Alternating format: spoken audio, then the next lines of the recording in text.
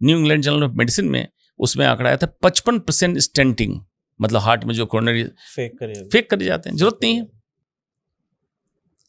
Hypertension हुआ, उसका treatment आज भी मेडिकल साइंस में मैं कहता हूँ गलत है, क्योंकि आपने उसके जड़ में इलाज नहीं किया। सर हाइपरटेंशन की जड़ क्या है? हाइपरटेंशन की जड़ का मतलब ये है किस कारण ब्लड प्रेशर बढ़ा। इसको सिंपल समझिए, हार्ट है, पंप कर रहा है, या तो हार्ट रेट बढ़ जाए, मान लीजिए 70-72 हार्ट रेट होना चाहिए 1 मिनट में, हार्ट रेट बढ़ जाए 110 हो जाए, तो एक मोटर पंप कर रहा है 1 मिनट में जितना पंप करे उससे ज़्यादा ब्लड पंप करे, उतना ब्लड हम अकोमोडेट नहीं कर सकते हैं, बीपी बढ़ेगा। या ब्लड वेसल्स, खून की नलियाँ जो रन कर रही है पूरे बॉडी में, वो टाइट हो जाए, सिकुड़ जाए, कैलिबर, 2 ही रीजन है। मेडिकल साइंस क्या करता है कि नलियाँ सिकुड़ गई तो इसको डायलेट कर दो, मतलब फुला दो ताकि बीपी कम हो जाए। हार्ट रेट बढ़ गया तो हार्ट रेट को कम कर दो। मैं पूछता हूँ जिस कारण से ये नली सिकुड़ी या हार्ट रेट बढ़ा, उसका इलाज क्या हुआ?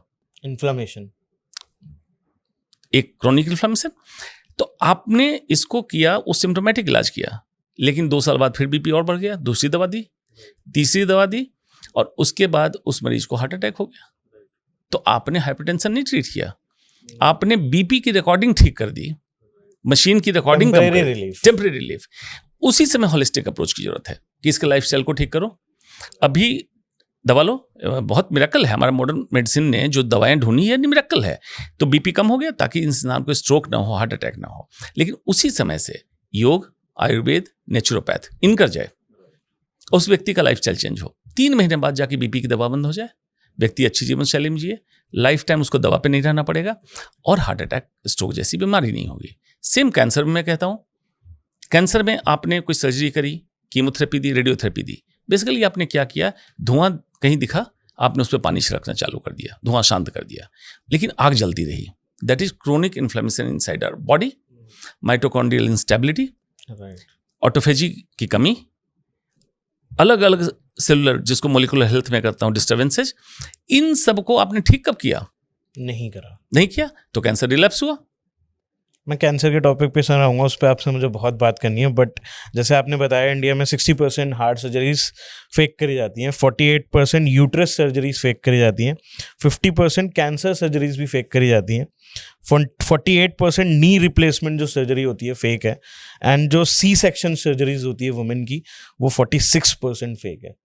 सर ये जब मैं ये डेटा देखता हूँ, आप खुद डॉक्टर हो, आप मेरे सामने बैठे हो, मुझे डर लगने लगता है कि अगर अब मैं किसी प्रॉब्लम को लेके हॉस्पिटल जाऊंगा तो क्या मेरे को एक राइट अप्रोच ट्रीटमेंट मिलेगा, या डॉक्टर अपने पैसे बनाने के लिए मुझे एक सर्जरी रिकमेंड कर देगा?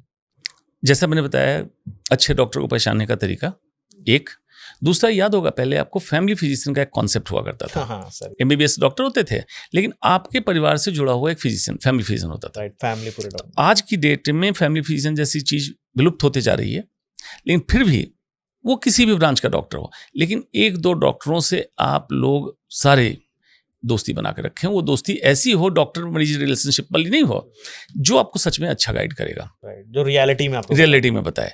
या हो सकता है जिस डॉक्टर से दिखाने जाएं, बातचीत से और उसके व्यवहार से आपको सच में लगे कि जनरली उसी से दोस्ती कर लो। मतलब प्रोफेशन के बियॉन्ड भी जाके, क्योंकि हमारे आयुर्वेद के आचार्य थे सुश्रुत, तो एक बार उनसे पूछा गया कि गुरुजी आप हर बीमारी को रोकने की बात करते हैं और नहीं तो सर्जरी होती है, सुश्रुत सर्जन थे, तो फिर तो हमारे पास कौन आएगा? उनके शिष्यों ने पूछा, तो उन्होंने कहा कि जो इंसान पैदा हुआ है, एक ना एक बार उसको पूरे जीवन में वैद्य के पास आना है। ठीक, तो अगर ये तय है, जब हमारी महर्षियों ने ये कह दिया कि वैद्य के पास जाना है, तो वैद्य से दोस्ती भी रखो। वो दोस्ती ऐसी रखो, जैसे जब मैं MBBS कर रहा था तो हमारे टीचर के लिए लोग गांव से चावल ले आते थे, घी ले आते थे, ऐसी वाली दोस्ती। इस तरह से फैमिली फिजिशियन कॉन्सेप्ट को, ट्रस्ट को डॉक्टर और कॉमन पब्लिक फिर से बिल्ड करें।